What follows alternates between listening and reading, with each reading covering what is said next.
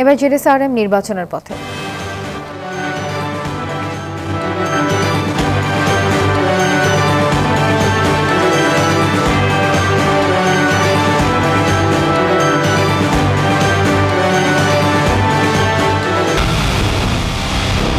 পুরো দেশের মুখে হাসি ফোটাতে নিজেকে হতে হয় স্ট্রং, আর মনোবল হতে হয় স্পাট দৃঢ়। জেডএসআরএম 25 বছরের পথ চলায় নিরাপদে রাখার প্রত্যয়ে।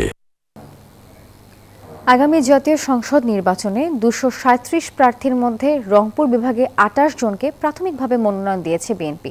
ফাঁকা রয়েছে 5টি আসন।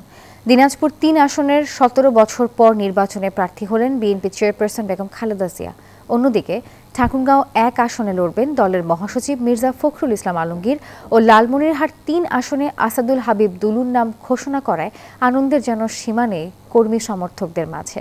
কিছু হেভিওয়েট প্রার্থী বাদ পড়ায় রয়েছে ক্ষোভও।